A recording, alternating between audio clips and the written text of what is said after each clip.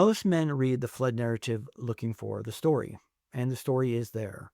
But underneath it is an architecture, a deliberate sequence arranged to answer a question the narrative itself never asks out loud.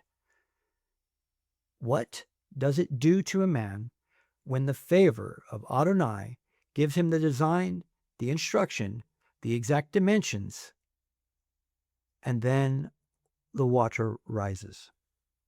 Noach is identified before a single drop falls. Tzaddik and Tamim. He is righteous and blameless, whole and without fracture. He walked with Adonai in a generation that has stopped walking with anything except for its own appetites. So whatever the pre-flood world was producing, Noach was not that. The orientation was already present in Noah before the flood ever hit. But it does something to it that the absence of pressure never could. Before the waters rise, Noach found something. And the text delivers it precisely.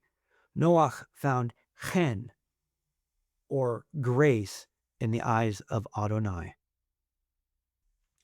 Not earned, found. The word carries something the English really doesn't hold on to for us. Chen is not a transaction. It is not a reward distributed to the man who performs correctly. It is an honoring act. The movement of one towards another that creates or preserves the condition for that person's dignity, honor, and guards and cultivates life. And the first place Chen, grace, takes material form in the entire canon is in the garden narrative. The man and woman, they stand exposed. Uncovered, and their own solution is to use fig leaves. It's a self-generated covering, and it has already failed. And Adonai makes garments and clothes them. That act has a name in Hebrew, kofar, the covering, the same root that gives you kippur, atonement. The kofar is the pattern of what chen looks like when it becomes material, when favor moves from the one who has it toward the one who is exposed, and the exposure is covered by something the exposed man could never have produced for himself. So what Adonai does for Noach is extend that same chen in a different form. What he does is he gives him the blueprint, the exact dimensions and every material needed, and every measurement required to build a containment vessel, a covering, and Noach builds it. The open hand receives and constructs the very thing that's going to hold him through the catastrophe. The kofar applied to seal the ark, the pitch driven into the wood by the hands of the man who received the design. This is the same covering principle practiced in the garden, now encoded into timber and labor. The grace he found becomes the covering he builds, becomes the vessel that carries him through the decreation event of the flood. The grace isn't that Noach is spared the suffering or the catastrophe of the waters. The grace is that Adonai gives him the design to preserve him in the waters before they even begin to rise, so that what needs to survive the reset is sealed inside, a covering Noach himself constructed. The decreation event does not find a broken man and fix him. It finds an orientated man and does something to him that the absence of pressure never could have accomplished. Consider what the vessel actually is. And disregard the children's book image. You know, the one with the boat and you've got the giraffe's head that's sticking up through the top. It's the ark. The Hebrew word for it is Tevah.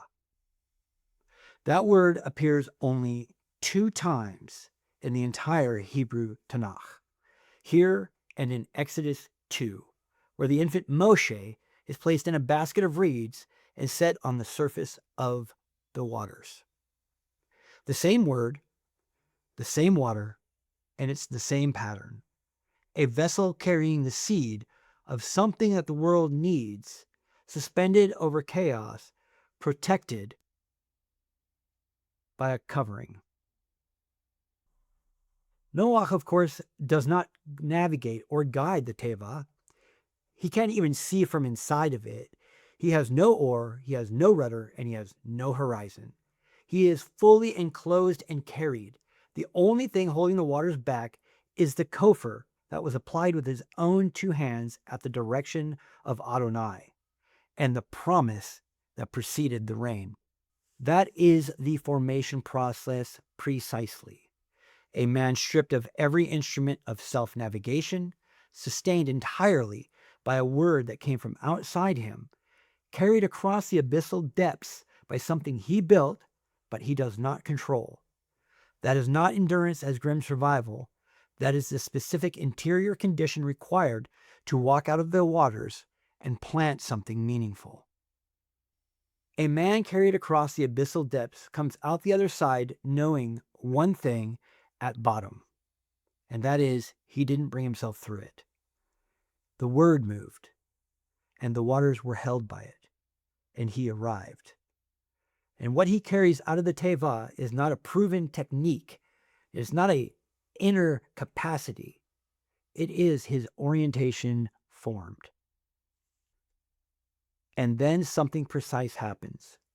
Noach receives a new designation, a new title he did not have pre-flood.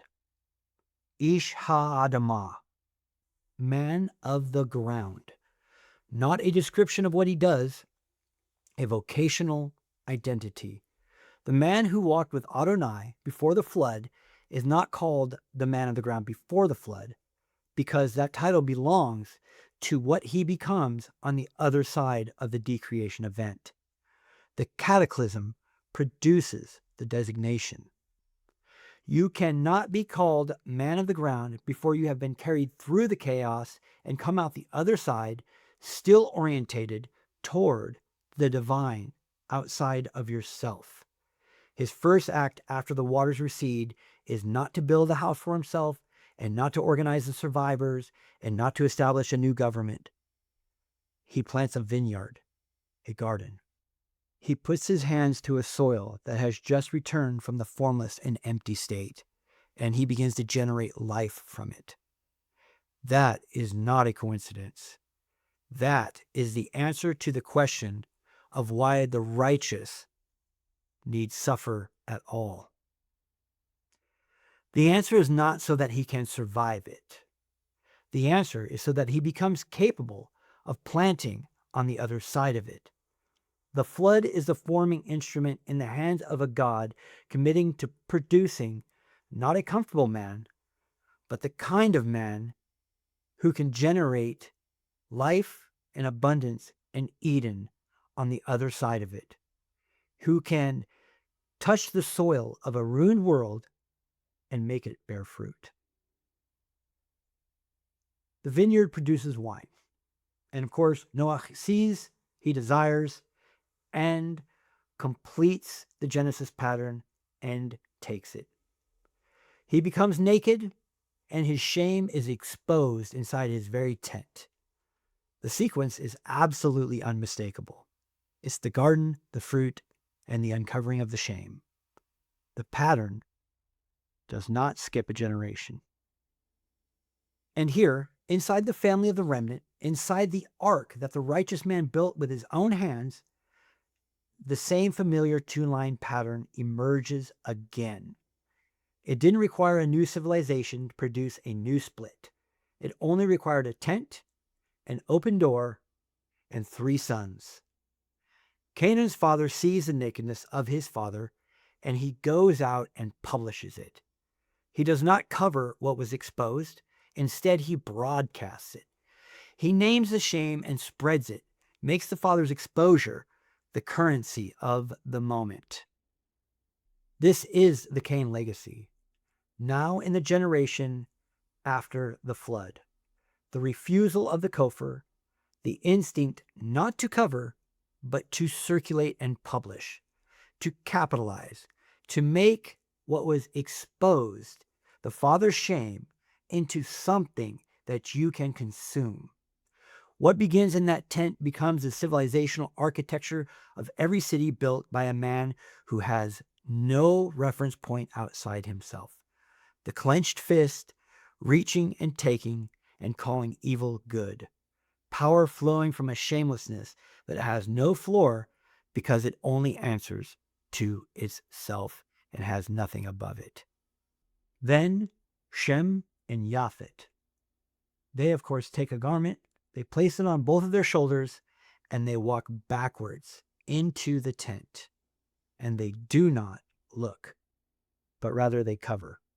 The same kofar Adonai practiced in the garden, the covering of the exposed shame by something the exposed man could not produce for himself. These two men extend at the threshold of the tent, kofar and grace. The name goes forward. The honor of the Father is preserved in that moment, and the shame ends right then and there, held inside the tent, covered. The remnant is not constituted by bloodline. After all three sons were inside the exact same ark, sealed by the same kofar their father built, with the same plans, the same designation from the same Adonai, breathing the same air, being carried over the same abyssal depths. The text isn't interested in whether or not you find the flood narrative historically compelling. It is asking you something underneath the story, and that's whether or not you know what the suffering inside the catastrophe is for. Whether you have located yourself inside the ark, the formation, the emergence, the vocational identity, the planting, and the lineage. Whether the cataclysm that took everything was the forming instrument, or just the event that ended the life that you had. The man who emerges from the flood asking, "Why did this happen to me?" is still standing at the edge of the water. The other man who emerges and starts planting a garden has become a man of the ground. But the question underneath that question is this: were you formed by it, or did you simply survive it? Because only one of those two men can extend the grace of the kofar. Only one of them generates Eden on the other side. The soil is there. The vocation is waiting. The only question is, what kind of man came through the other side of the waters?